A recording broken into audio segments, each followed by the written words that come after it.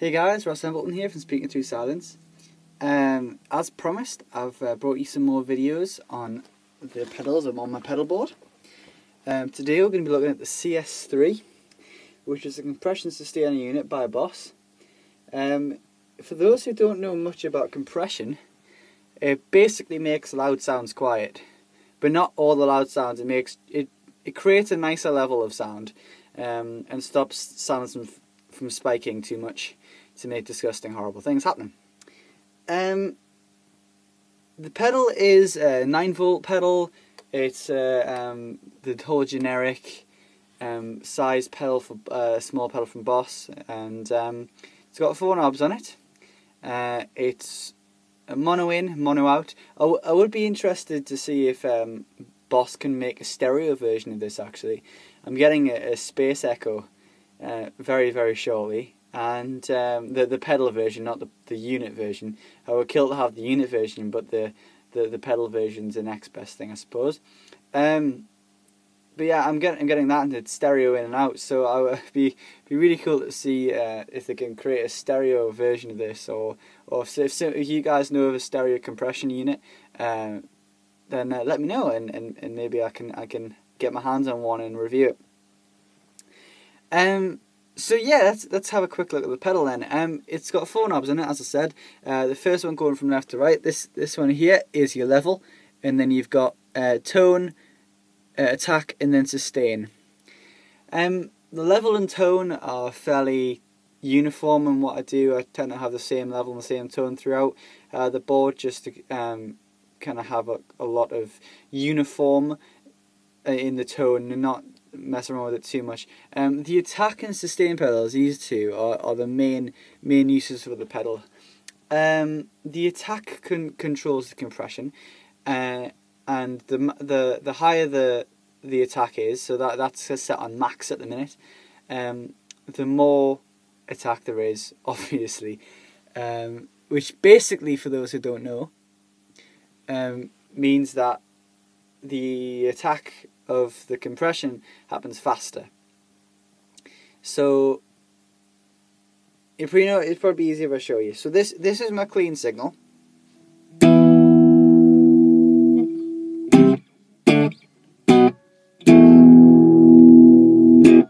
Okay, pretty simple. If I turn this on, this is what it sounds like just as is.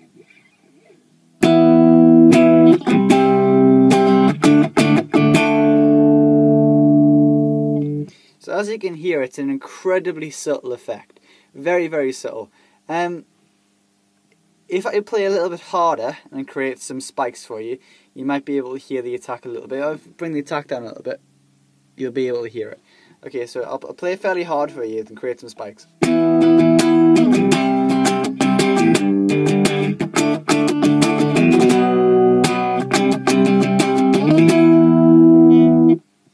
So you can hear how that levels out even if I'm playing hard and soft.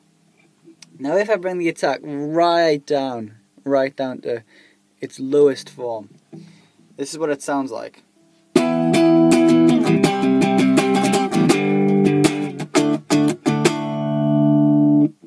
Now the only thing that I found having the attack that low is useful for is swells. Now if I just play one chord and just let it ring, you'll hear this. So you hear how that swells? Actually gets louder afterwards. That's because the attack doesn't allow the compression to create the same level of sound that you would need to create the flat level. So it actually gets louder as it's massively compressed all of the louder notes, and as it fades out, all of those loud frequencies go away, and the attack then brings in the rest of the frequencies. So it does create a quiet start, and you get a lot in if you listen to any dance music or whatever. If you listen to it when the bass drum hits, the rest of the music actually goes quiet and then back up again, and you hear that. But that's normally because the attack for that kind of effect is roughly about there, just to create that slight lull and then back up again. So I'll show you that you'll hear the lull, but it's not as as horrific as it was before. So here, take a listen.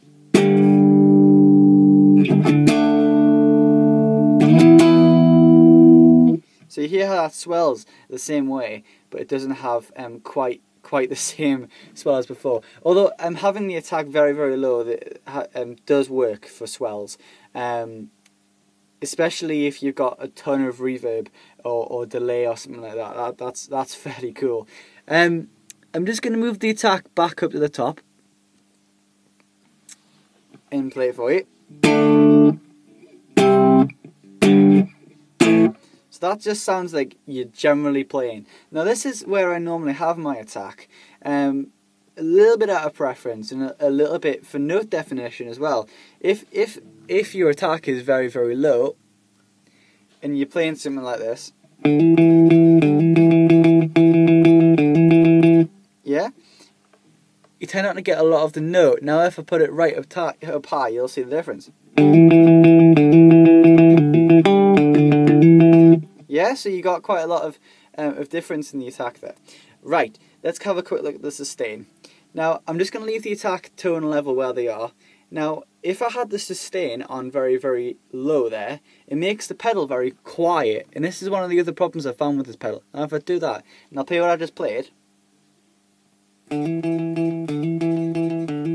See how quiet that is? Okay, let's put it right up to where it was and play it again. So it almost acts as another volume, but I'll show you its true function. If I turn the pedal off and I'll play you a chord and just listen to how long it lasts for before it dies out. So it's just going to be a generic G power chord here.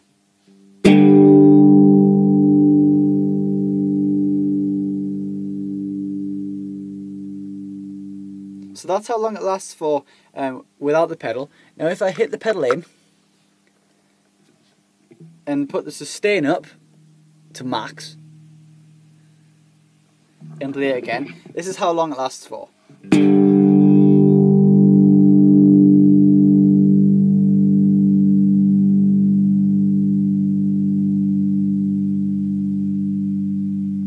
Now this happens because the sustain is taking all of the quieter frequencies and boosting them. Now because of this, when the sustain is like it was at max there, you get this hum, this awful godforsaken hum. It's very, very annoying, and it's just annoying. I'm not a big fan of it.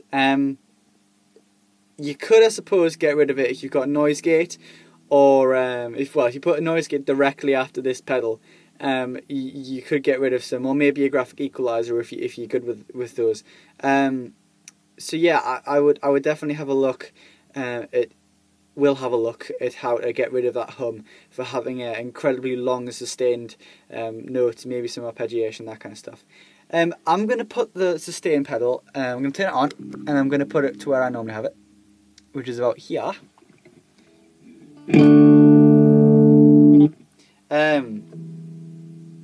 Maybe a bit lower actually, from 12 o'clock. Okay, and I'm going to show you the difference when I use this. Now this is my Ebow. As I've explained in earlier videos, you put it over your strings in the grooves on the bottom, which you can see there. The string that you're playing goes in the middle groove, and you obviously don't touch them, but the strings either side go in these two side grooves here and here, and you do actually place that on your strings. For those guys looking at doing an Ebow, using Ebows, I will be doing a video on Ebow techniques that I use, which can be very, very useful. So check that out when it comes out. It won't be too long. But yeah, it has two different settings. When it's that way, it uses the general note that you're playing, so the note of the string. If you're playing an A, it'll be the natural A sound. If I do it the other way, so it's at the top there, you can see that. There we go. Okay, that uses the harmonic, so you'll find it goes either an octave or two higher, which is cool to be using on your G, D or B strings. But if you're gonna go into your A string, it does get a little bit fuzzy, which isn't really cool. Unless you've already got a ton of distortion on, and then it doesn't really matter. But what I'll do is I'll turn the pedal off, and I'm just going to use the harmonic sound. This is what, oh no, hang on. Yeah, I'll use the harmonic sound. So this is the harmonics, and it will scream a little bit. So that's what the harmonic sounds like, and then this is the general note. Yeah? So as you can hear, that's incredibly loud. Now I'm just going to turn the guitar down a little bit, and I'm currently playing above, I'm in the next setting in the pickups. So I'm just going to show you what it's like if I play over one of the other pickups. I'll play in the middle of the bridge in the center pickup. So this is what it sounds like from that position. So there's hardly any sound there at all. Now as I move up the string, you'll hear a much more leveled sound. So this is what that sounds like.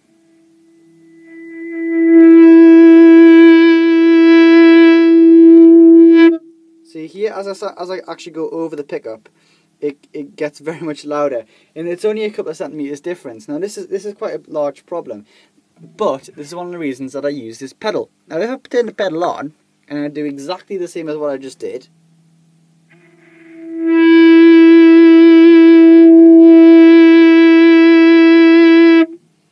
it's much more leveled sound. Now this is the compression and the sustain working together. The sustain's bringing the quieter sounds up, and the compression's taking the louder sounds down to create a much more even sound.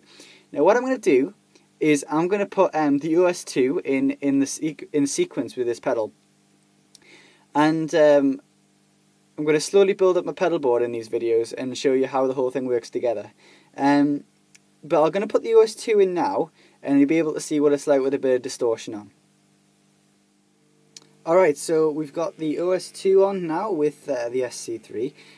These are the settings that I tend to use when I'm playing live. So I've put a bit of reverb and delay on my amp. I am playing through an MG100H CFX, if anyone wants to know. It is coming out of a 4x12 cab, which sounds a little bit rawish, kind of, yeah. But what I'm going to do, I'm going to show you what it sounds like with a plectrum, and then I'm going to show you what it sounds like with an Ebow.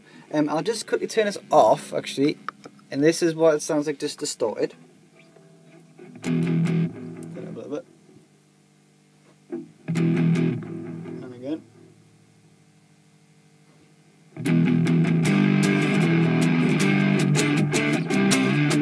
Alright, so this is what it sounds like distorted, just notes.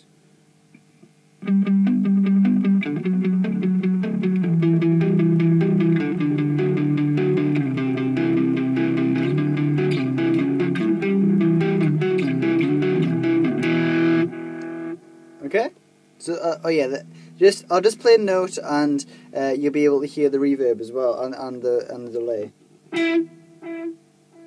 Yeah, so that's what we're going to do. Okay, so that's the effect that I'm using for the OS-2. I'm just going to quickly show you what it's like without the CS-3 and an Ebow. I'm on the neck pickup, so yes, this is what it sounds like with the Ebow.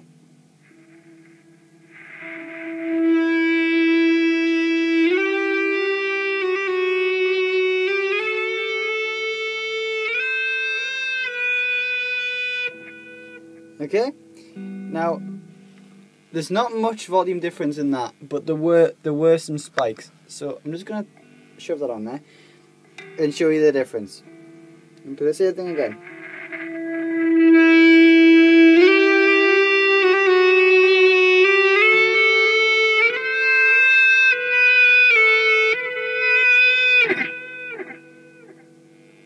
So, as you might be able to tell, that is much easier to play, and it's much more level, it's much more everything better. So if you guys are using Ebows, I would totally say to use a compressor, even if you're not using a pedal but a box unit. I would always say use it just because of the big volume changes. If you guys have any questions, I'll be happy to answer them. If you have any other comments that you like, just comment in the comment below, and I'll get back to you as fast as I possibly can. If you need me to do any more pedal reviews, I'll see if I've got pedal that you're talking about. If not, I can go and borrow one of someone and do a review on it.